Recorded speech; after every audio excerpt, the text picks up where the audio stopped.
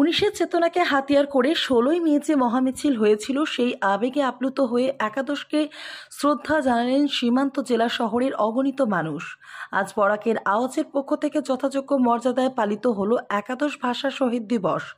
আজ সংগঠনের অস্থায়ী কার্যালয়ে প্রথমে শহীদ বেদিতে শ্রদ্ধা জানান ৬১টির ভাষা সৈনিক সুখেন্দু বিকাশ পাল। শ্রদ্ধা জানিয়ে দিনটির তাৎপর্য তুলে ধরেন রবীন্দ্র সদন মহিলা মহাবিদ্যালয়ের প্রাক্তন উপাধ্যক্ষ ডক্টর শর্মিষ্ঠা খাজাঞ্চি, অধ্যাপিকা ডক্টর তনুশ্রী ঘোষ, কবিতা পাঠ করেন মোহনা ভট্টাচার্য, ডক্টর অর্পিতা দাস। শহীদ বেদিতে ফুলমালা নিয়ে শ্রদ্ধা জানান সমাজসেবী তাপস পুরকায়স্থ, আইনজীবী পিকলু দাস, অসীম দে, অর্চনা সরকার দত্ত, মন্দিরা সরকার, অপরাজিতা দাস, কৃষ্ণা মেমন দেব, মিতালি নাথ, বিষ্ণুপদ নাগ, শুভ্রপ্রকাশ দেব, শুভ দাস প্রমুখ। সন্ধ্যায় প্রদীপ প্রজ্বলন করেন আয়োজকদের পক্ষে অরূপ রায়, রঞ্জিত দেব ভানু, মলিনা দে, পার্থ দাস, অভ্রক দাস চৌধুরী ও বিষ্ণুপদ নাগ প্রমুখ। ব্যুরো রিপোর্ট, নিউজ অবিকল। দৃঢ় সোপানতলে কত প্রাণ হলো বলিদান, লেখা আছে অশ্রু জলে। আজকে পৃথিবীর সকল মাতৃভাষা প্রেমী এবং সকলকে আমি শুভেচ্ছা জানাই এবং সকল শহীদকে আমি আমার বিনম্র শ্রদ্ধা জানাই। আমি এই ১৯শে মের গল্প শুনেছিলাম ছোটবেলা আমার মায়ের কাছ থেকে। মা খুব বলতেন, কারণ তিনি সেদিন স্টেশনে গিয়েছিলেন সকল সত্যাগ্রহীর সাথে। ছোট ছিলেন, আবছা স্মৃতিগুলি বলতেন।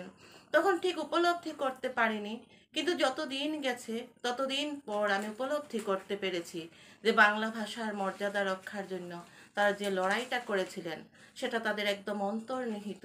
এবং আজকে যে সুখেন্দু বিকাশ বাবু বলে গেছেন, তিনি যেভাবে বলেছেন তারা সংগ্রামী ছিলেন, তাদের কথাগুলির সাথে আমাদের কথাগুলি একটু মিলবে না, কারণ আমরা বই পড়ে গল্প শুনে শিখেছি, কিন্তু তারা সকলেই সংগ্রাম করেছিলেন। সকলকে আমি শ্রদ্ধা জানাই।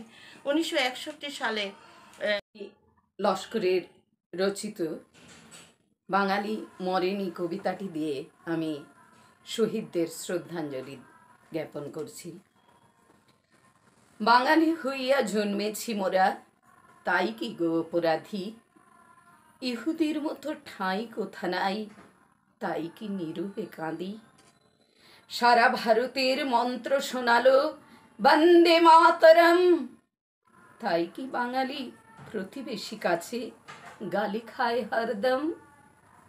সবারে জাগায়ে সবারে মাতায়ে বাঙালি যে ঘর হারা, আপনার ভাষা বলিতে পারি না এমনই পাষাণ কারা? মাতৃভাষার চেয়ে আপনার ধরণীতে কি গো আছে? বাংলার গান বিহনে বাঙালি ধরায় কভু কি বাঁচে? কত যুগ আগে বাঙালি জাগিয়া স্বাধীনতা কথা স্বরে মহাভারতের এক করে দিল, মিলালো ঘরে ও পরে। সবার পরশে পবিত্র করা তীর্থ সলিল দিয়া সারা ভারতের স্বপ্ন দেখিল একটি বিরাট হিয়া।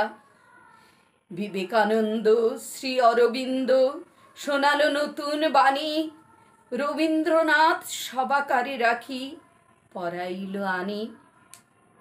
নেতাজি কহিল প্রাণ দাও মোরে, আমি দেব স্বাধীনতা। প্রতিবেশী জন